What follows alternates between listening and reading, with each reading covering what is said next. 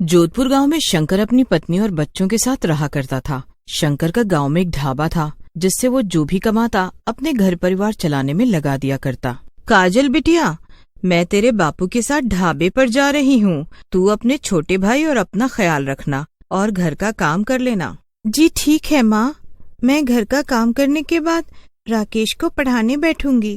काजल का छोटा भाई राकेश काजल से लगभग 7 साल छोटा था। वो अभी स्कूल में ही पढ़ाई कर रहा था, बल्कि काजल की 12वीं पूरी हो चुकी थी। काजल के लिए रिश्ता भी देखा जा रहा था। वहीं काजल के माता पिता गांव में ही ढाबा चलाकर अपने परिवार का भरण पोषण कर रहे थे। सब कुछ अच्छा चल रहा था, लेकिन कहते हैं ना, खुशियों को जल्दी नजर लग जाती है। ऐसा ही कुछ शंकर के परिवार के साथ भी हुआ। अरे रज्जो बहन, गांव वाले बहुत गुस्से में हैं। कह रहे हैं कि आज तुम्हारा ढाबा तोड़ देंगे। ये कैसा मजाक है बिजली बहन? भला हमने किसका क्या बिगाड़ा है जो गांव के लोग गुस्से में हैं और हमारा ढाबा तोड़ना चाहते हैं? ये ढाबा मैं करीब 6 सालों से चलाता आ रहा हूँ और कभी हमने किसी को किसी तरह की दिक्कत भी ना दी है। ये बात मैं अच्छे से जानती हूँ और गांव वाले भी जानते हैं, लेकिन कल रात से जिन जिन ने आपके ढाबे से खाना खाया है उन्हें उल्टी दस्त हो रही है और श्याम भाई साहब की बूढ़ी माँ तो चल ही बसी हैं। आपके ढाबे का खाना खाकर उनकी तबीयत इतनी ज्यादा खराब हो गई कि उन्होंने अपनी जान गंवा दी। हे भगवान, ये तुम कैसी बातें कर रही हो? तुम्हारे कहने का मतलब ये है कि हमारे खाने में मिलावट थी या फिर हमने गांव वालों को बासी खाना खिलाया है जिसकी वजह से उनकी तबीयत खराब हो गई? नहीं नहीं, भगवान के लिए ऐसा तो ना बोलो। नहीं, ऐसा नहीं हो सकता।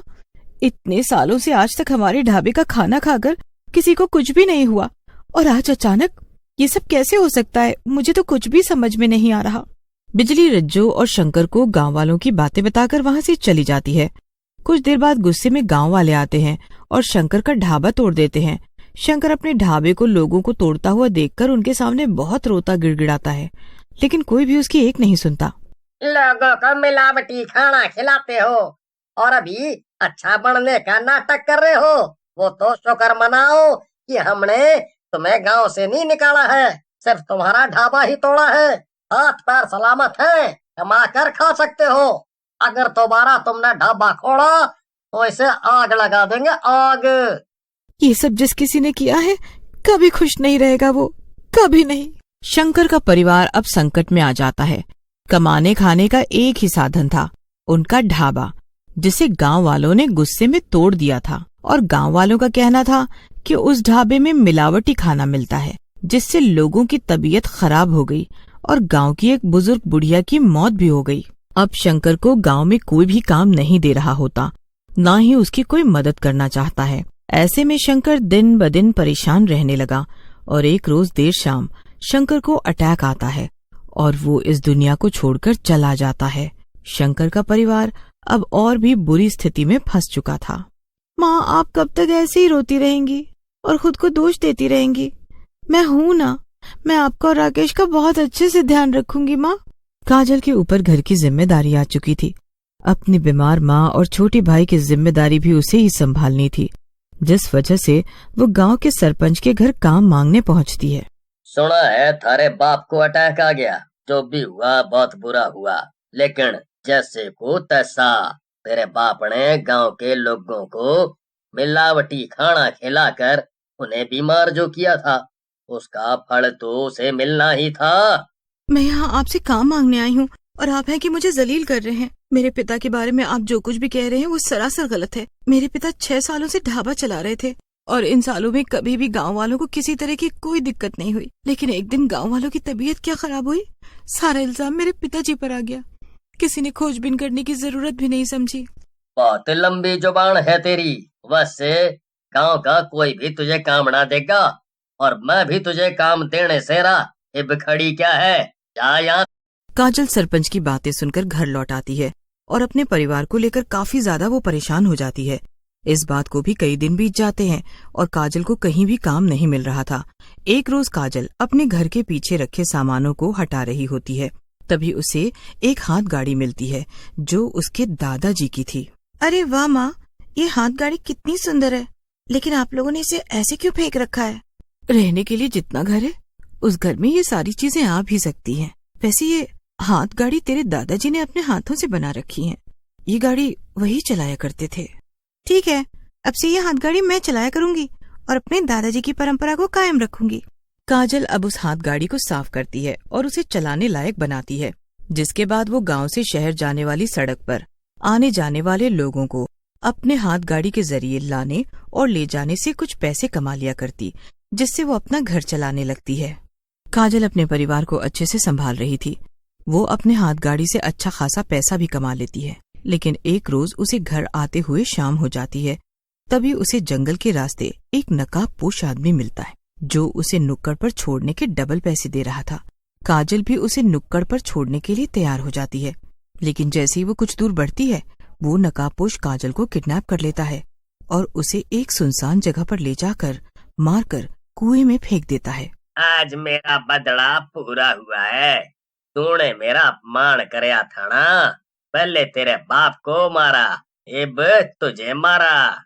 इतना कहने के बाद वो वहाँ से चला जाता है। इधर रज्जो के परिवार पर एक बार फिर से मुसीबत आन पड़ती है। उन्होंने अपनी जवान बेटी को खो दिया था और इसी सदमे में रज्जो और भी ज्यादा बीमार रहने लगती है। रज्जो का छोटा बेटा उसका जैसे तैसे ध्यान रख लेता है, लेकिन परिवार में दुखों का पहाड़ टूट गया था। न जाने हमारे हंसते खेलते परिवार को किसकी नजर लग गई। आज 2 साल बीत चुके हैं, लेकिन मेरी बेटी घर लौटकर नहीं आई। वो ऐसी बिल्कुल भी नहीं थी। इतना कहकर रज्जो रोने लगती है। ऐसे ही समय बीत रहा होता है। एक रोज देर रात राकेश अपने घर के आंगन में किसी की परछाई देखता है और अगले दिन गांव के बीचों बीच दयानंद की लाश मिलती है, जो गांव के सरपंच के बहन का बेटा था। अरे बाप रे, इस शराबी को कितनी बेरहमी से मारा गया है। अच्छा हुआ इस दुष्ट से मेरी बेटी की शादी नहीं हुई, वरना मेरी बेटी की तो जिंदगी बर्बाद हो जाती। इस बात को कई दिन बीत जाते हैं। एक रोज देर रात रज्जो आंगन में बैठी होती है, तभी उसे किसी के आने की आहट होती है। काजल बेटा, आ गई तू? हे भगवान, मैं ये क्या बोल रही हूँ। काजल को गए हुए तो पूरे 2 साल से ज्यादा हो चुके हैं। माँ, मैं आपसे मिलने आई हूँ, आपकी काजल। रज्जो इतना सुनती है कि वो पीछे मुड़कर देखती है। तभी उसे सामने काजल की आत्मा दिखाई देती है। माँ, मैं आप लोगों को छोड़कर जा चुकी हूँ माँ, लेकिन मैं आपको ये बताने आई हूँ कि मैं किसी के साथ भागी नहीं थी, न ही अपनी जिम्मेदारियों से भागी, बल्कि मुझे मारा गया। और मुझे मारने वाला कोई और नहीं बल्कि दयानंद था, जिसकी मैंने बेरहमी से हत्या कर दी है, क्योंकि वो भी जीने लायक नहीं था। इसका मतलब तूने उसे शादी करने से मना किया तो उसने तुझे मार डाला। मैंने 2 साल तक इंतजार किया। जब मुझे महाशक्तियां प्राप्त हुई, तब मैंने उस दयानंद की बेरहमी से हत्या की और उसे मौत के घाट उतार दिया। उसने ही हमारे ढाबे के खाने में मिलावट की थी। माँ, तू हमें छोड़कर क्यों चली गई?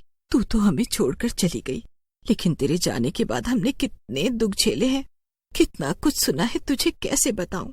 माँ, मेरी आत्मा 2 सालों से भटक रही है। अब जब मैंने अपने कातिल को मौत की सजा दे दी है, तो मुझे भी आसानी से मुक्ति मिल जाएगी। मैं यहाँ किसी को नुकसान पहुँचाने के मकसद से बिल्कुल नहीं आई हूँ। मुझे अब जाना होगा माँ। आप अपना और राकेश का ध्यान रखना माँ।